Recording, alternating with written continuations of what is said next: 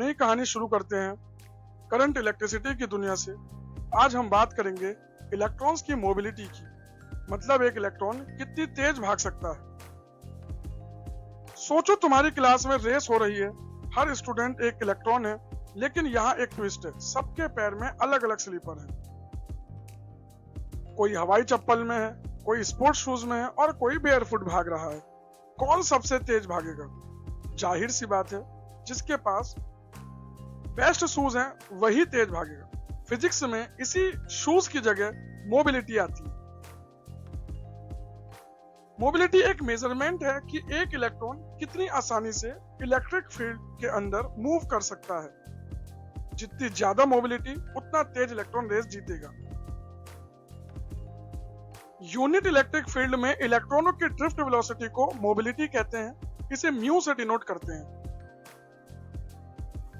Mu equal to V D upon E होता है।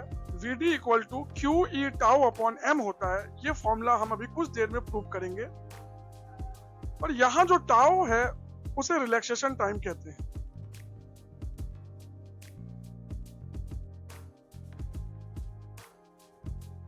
किन्हीं दो कंसेक्यूटिव कोलिजन के बीच के टाइम इंटरवल को ही रिलैक्सेशन टाइम कहते हैं।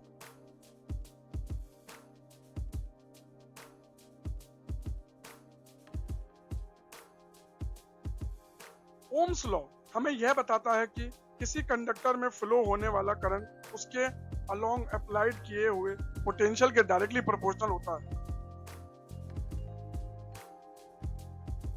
लेकिन यहाँ ध्यान रखने वाली बात यह है कि कंडक्टर की फिजिकल कंडीशन जैसे टेम्परेचर, प्रेशर कांस्टेंट होने चाहिए। किसी मेटेलिक कंडक्टर के लिए पोटेंशियल और करंट के बीच का ग्राफ एक स्ट्रेट लाइन होता है। रेजिस्टेंस किसी कंडक्टर की वह फिजिकल क्वांटिटी होती है जो करंट के पाथ में ऑब्स्टेकल क्रिएट करती है।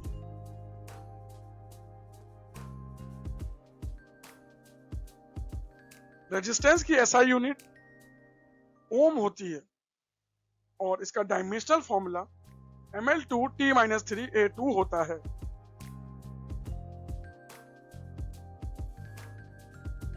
यूनिट लेंथ और यूनिट एरिया वाला कंडक्टर जितना रेजिस्टेंस प्रोवाइड करता है उसे रेजिस्टिविटी कहते हैं। इसे रो से डिनोट करते हैं। इसकी एसआई यूनिट ओम मीटर होती है और इसका डायमेंशनल फॉर्मूला ml3t-3a-2 होता है। अगर कंडक्टर की लेंथ को n टाइम कर दें तो उसका रेजिस्टेंस n स्क्वायर टाइम्स हो जाता है।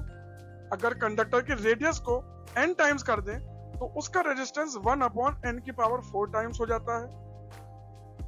अगर कंडक्टर के एरिया को n टाइम्स कर दें तो उसका रेजिस्टेंस 1/n² टाइम्स हो जाता है।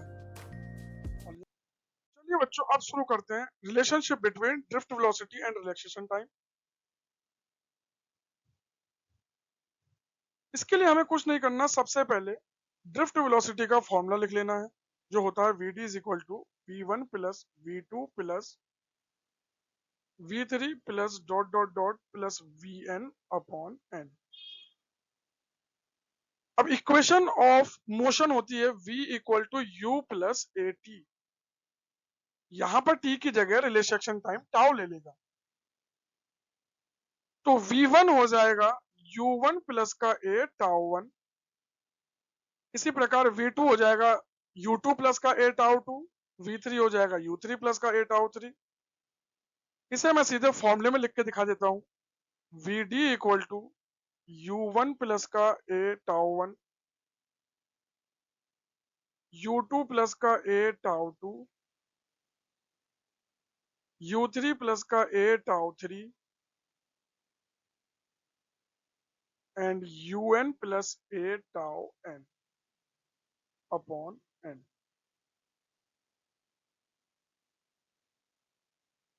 u1 वाले सारे मैंने एक साइड कर लिए, u1 plus u2 plus u3 plus dot dot dot plus का un अपॉन n।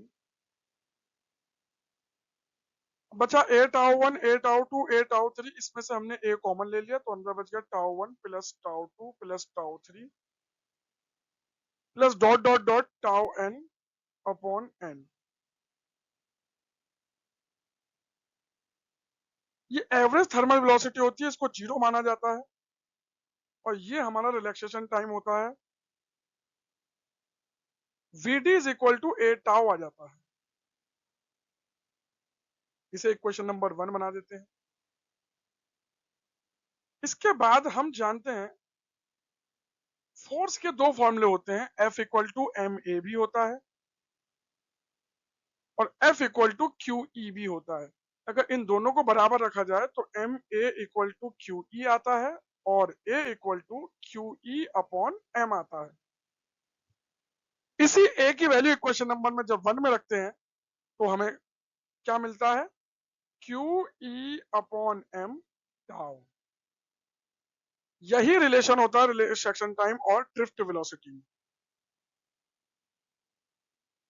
इसके बाद एक क्वेश्चन आपके लिए लिख रखा है यहाँ पे, a wire has resistance 10 ohm if its length is doubled and radius is half, what will be its new resistance. इसको आपने फाइंड आउट करना है और मुझे आंसर कमेंट में बताना है। इसके लिए अब मिलेंगे अब नेक्स्ट एपिसोड में। अगर आपको आंसर नहीं पता होगा तो हम बता देंगे। चलो बच्चों, पढ़ाई करो।